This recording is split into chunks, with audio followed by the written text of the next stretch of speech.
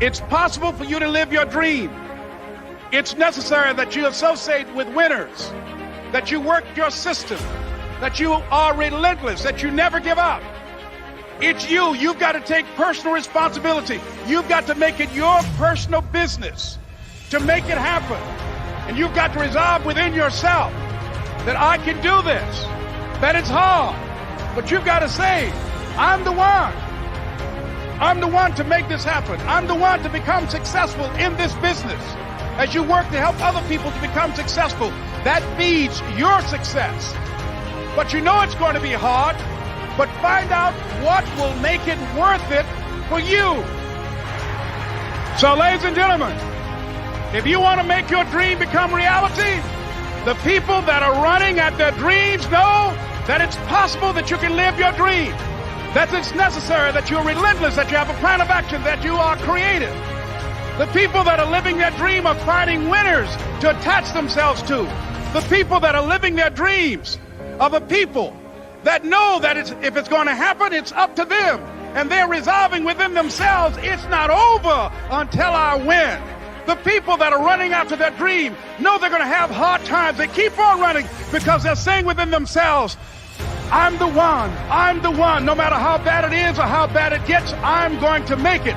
The people that are running after their dreams are the people that are hungry. Shake somebody's hand on your right and left and say, you got to be hungry.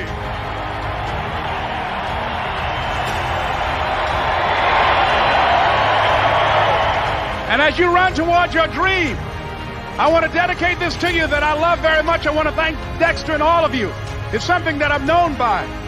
It's on our tapes called Choosing Your Future, and it says simply this, that if you want a thing bad enough to go out and fight for it, to work day and night for it, to give up your time, your peace, and your sleep for it, if all that you dream and scheme is about it, and life seems useless and worthless without it, and if you gladly sweat for it and fret for it and plan for it and lose all your terror of the opposition for it, and if you simply go after that thing that you want with all of your capacity, strength and sagacity, faith, hope and confidence, and stern pertinacity, if neither cold poverty, famish or gulf, sickness or pain or body and brain can keep you away from the thing that you want, if dogged and grim you besiege and... Imagine, if you will, being on your deathbed and standing around your bed, the ghost of the dreams, the ideas, the abilities, the talents given to you by life, and that you, for whatever reason, you never went after that dream.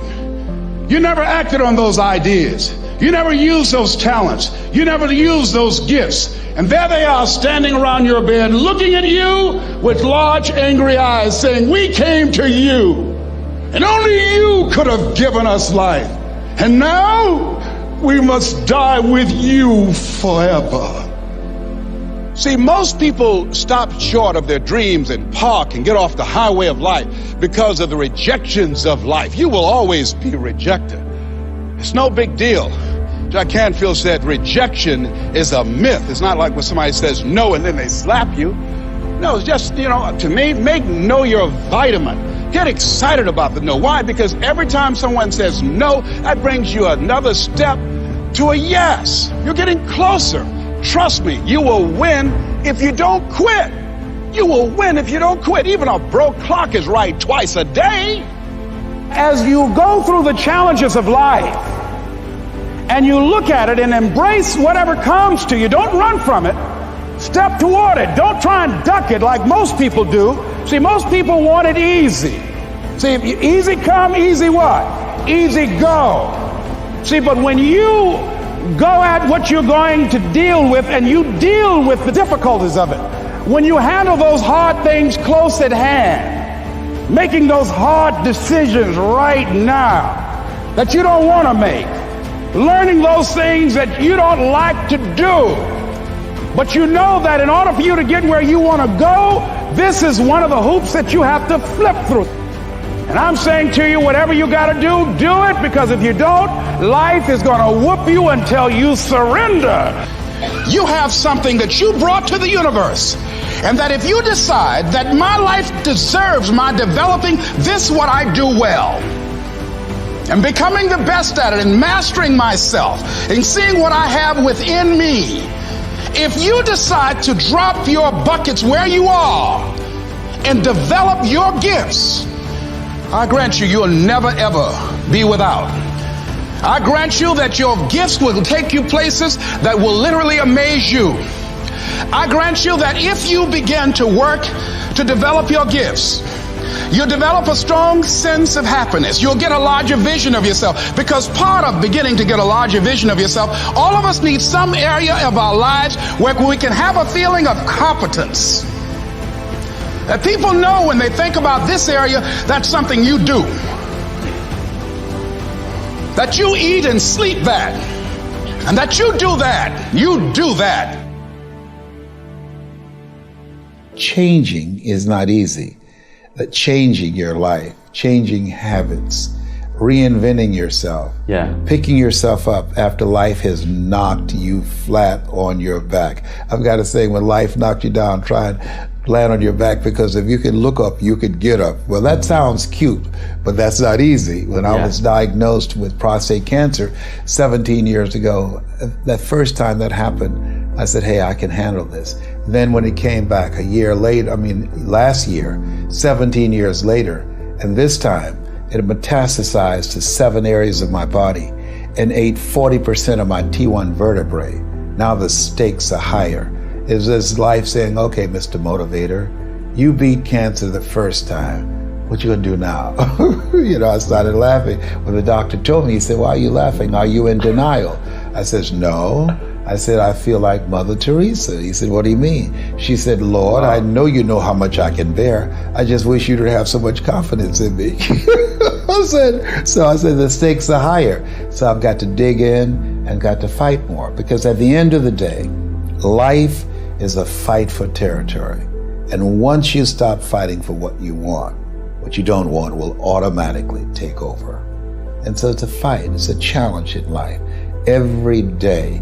And what we have to do is embrace it. What we have to do is see it as a project to be worked on.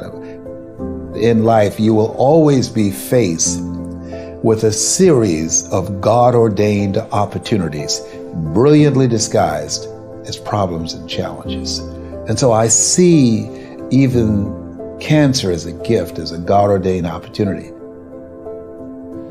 If you died today, what dreams, what ideas, what talents, what books, what music, what leadership, what voice will die with you? There are a lot of people who are biting their fingers in fear that they might lose their jobs. But there are few people who have decided within themselves, I'm going to make it. Some people aren't waiting to be cut. Some people are moving on their own because they feel within themselves, I've got what it takes to make it. They're not afraid about tomorrow because of how they see themselves, because of what they feel that they deserve, because of what they feel that they can create for themselves. Because these people have decided, as they look at the future, as they look at themselves, there's a way. Where there's a will, there's a way for me to begin to create a way out of no way. And when you have that kind of consciousness, when you have that kind of spirit, nothing can stop you. Nothing.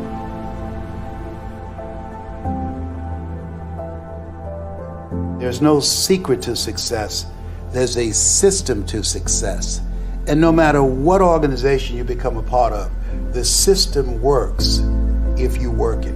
If you don't work it, it won't work. But it works if you work it. And that's one 4-letter word that most people don't like. They're not willing to work. There are winners, and there are losers, and there are people who have not discovered how to win. And all they need is some coaching. All they need is some help and assistance, just a little support. All they need is some insight or a different strategy, a plan of action to make some adjustments that will open up the key to a whole new future for them. that will give them access to the unlimited power that they have within themselves. That's all that they need. So what I want you to do is think about something you want for you, that's real for you, that's important for you, that will give your life some special meaning and power. And I don't even want you to say, I can do that. I don't want you to assume that. See, 5 years ago when I started out in this area, I would not have been able to make the mental leap that I would be up to where I am right now. I don't want you to begin to just psych yourself out. No. I want you to be able to say something to yourself that will enable you to maintain a level of integrity with yourself. That when you say this, even when you face tremendous setbacks, it will be a benchmark to keep you in the game, to keep you moving forward and experimenting and readjusting your strategy and your plan of action, continuously looking for ways to win. I think we have to reflect on, who am I? Why am I here? What drives me?